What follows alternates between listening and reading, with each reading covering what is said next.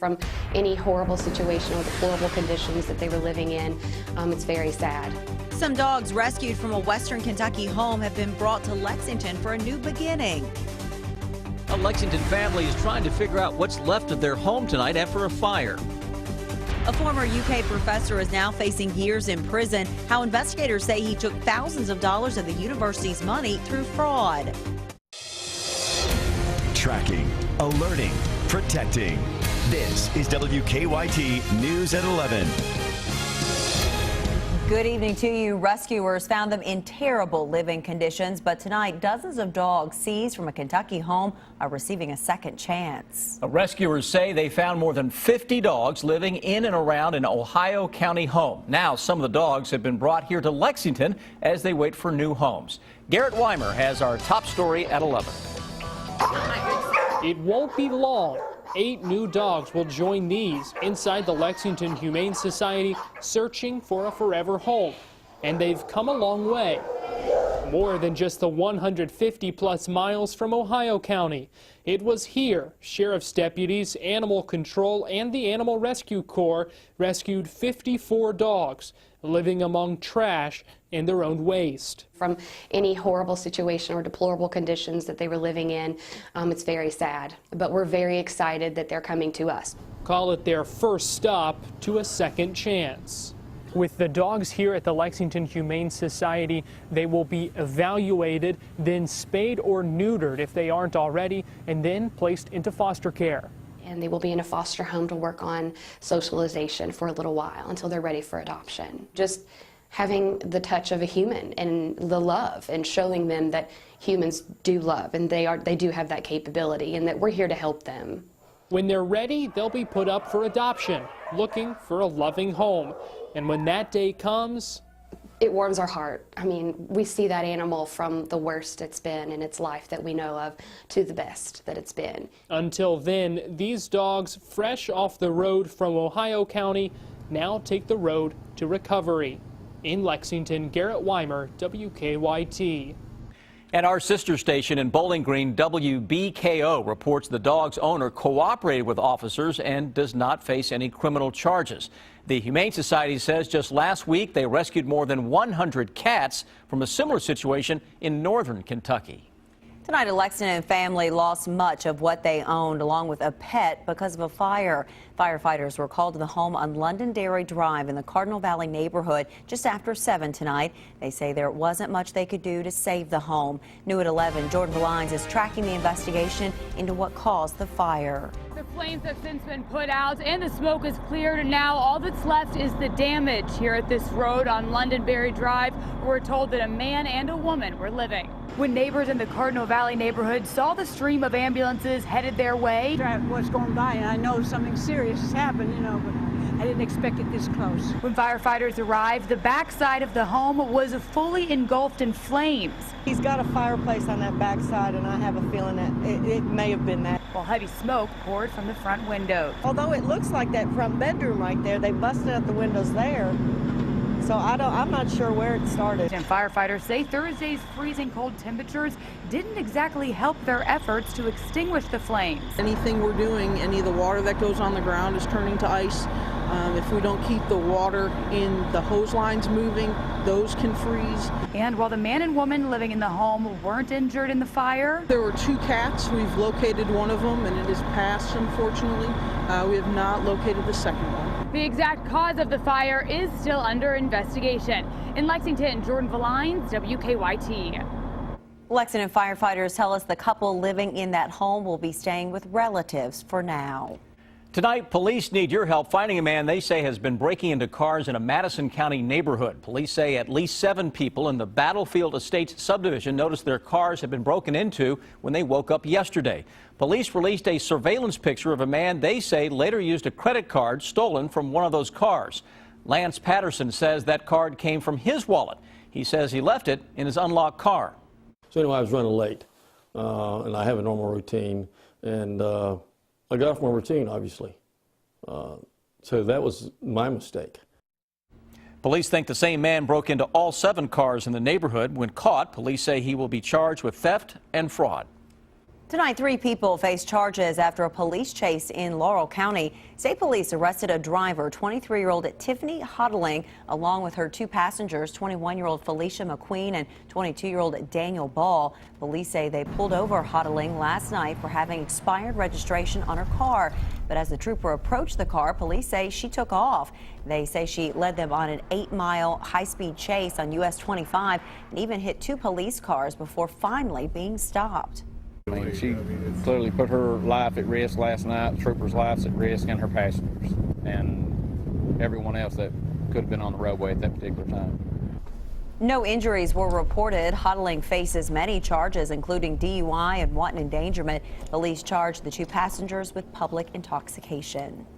It's been a pretty cold day across the Bluegrass, but looks like warmer air will be moving in just in time for your weekend. Chief Meteorologist Chris Bailey has an early look at the forecast. I felt for those firefighters, Chris, dealing with that weather tonight. Yeah, absolutely. Temperatures down into the teens and low 20s about the time those firefighters were out there on the scene. Obviously, that's not good when you're talking about water, and those temperatures continue to drop this evening. And compare the numbers now to 24 hours ago, and some impressive digits showing up. How about 19 degrees colder than at this same point last night in Lexington?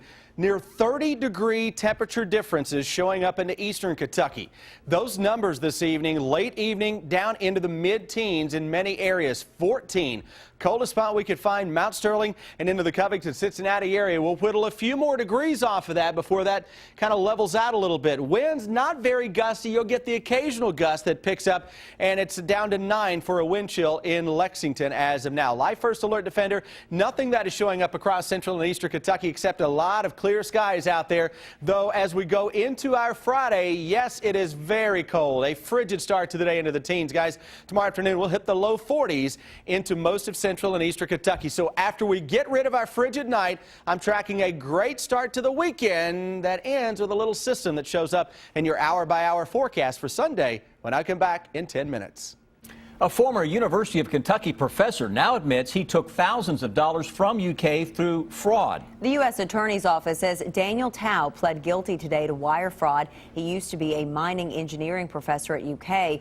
Investigators say he received nearly $60,000 from the university by claiming it would be used for research. But investigators say Tao used the money for his consulting business instead.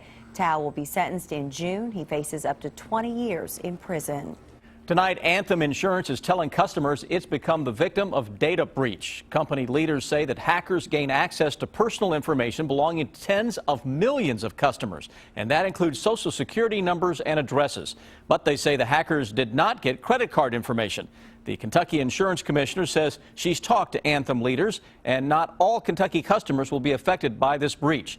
Anthem will notify those who are affected and give them free credit monitoring and identity protection. We have more information about the breach on WKYT.com. Once again this year, Kentucky lawmakers are considering a statewide smoking ban. The latest version passed a House committee today. The bill would ban smoking at all workplaces and public buildings. Representative Susan Westrom of Lexington has sponsored the bill in the past years, only to see it fall short each time. But this year, she's more confident. She says more Kentuckians support a smoking ban. Why legislate our activities? Why not try to get rid of the product? Children unnecessarily suffer repeated ear infections, bronchitis, pneumonia. Well, the bill also has bipartisan support, but Senate Majority Leader Damon Thayer says there is not much Senate support to pass a smoking ban. The battle over tax incentives for a Noah's Ark theme park in Grant County is now heading to court. Answers in Genesis, the Christian ministry building that park, has filed a federal lawsuit against Governor Beshear and the Kentucky Tourism Cabinet. In the lawsuit, the ministry claims state leaders violated their free speech rights by denying $18 million in tax incentives. The state denied the incentives in December, claiming the project had changed from a tourist attraction to a ministry. Tonight, an outbreak of measles continues to spread across parts of the country. Doctors now say 5 babies at a suburban Chicago daycare have been diagnosed with the measles this week. They say the babies are all too young to receive the measles vaccine. So now every unvaccinated child and employee from the daycare center will have to stay home for at least the next 3 weeks. This is a highly contagious disease. There are likely to be more cases. And so we shouldn't be surprised by that. Health leaders say there have been at least 150 cases of measles in 14 states during this recent outbreak. Most of them are in California. Many of the cases are linked to Disney theme parks there. So far, no measles cases have been reported here in Kentucky. Tonight, the White House said that President Obama plans to ask Congress for authority to use U.S. military force against Islamic State militants. Democratic leaders say a time frame of 3 years is being discussed, but they say there's no agreement on what areas would be targeted and what kind of force could be used. House Speaker John Boehner says the president could have a difficult time getting Congress to agree to use force. Investigators think a driver had a medical emergency before crashing his car into a restaurant in Louisville today. 5 people, including the driver, were taken to the hospital when the car ended up inside a Zaxby's on Dixie Highway. Police say the driver crossed into oncoming traffic, jumped a curb, and hit a sign before hitting the restaurant near the drive-thru. There's no word on the conditions of those injured tonight. Radio Shack has announced it's filing for bankruptcy and will sell up to 2,400 stores. The electronics retailer has been losing money for years. On Monday, the New York Stock Exchange suspended trading of the company's shares, and its CEO had warned the chain might not be able to find a long-term plan to stay in business. The company has struggled to adapt as customers shifted to making purchases online. The Fayette Commonwealth's Attorney's Office has a new way to help victims and their families during trials. There's now a new victims lounge space in the office. It includes a kitchen area, couches, and televisions to help victims relax. The office's director of victim services says the new lounge will help them feel more at home during a difficult time. Just some place for them to get through trials and the long waits for jury results and things that can happen during trials. Give them a place where they can kind of take over and have for their own during that difficult time. The furniture and art in the Victims Lounge was donated by businesses around Lexington. Tonight, the curtain went up for an annual program that teaches Central Kentucky children about musical theater. The Broadway Buddies program is back at the Lexington Opera House. 90 children are taking part. The program began tonight with a theater production class. The children learn about theater etiquette and stagecraft, and they get to take a backstage tour. We select a performance on the Broadway series every year to invite young people in Lexington who may not have the opportunity to experience the magic of live professional theater. The children will also see Broadway Live's production of Peter and the Starcatcher Sunday at the Opera House. What a wonderful deal.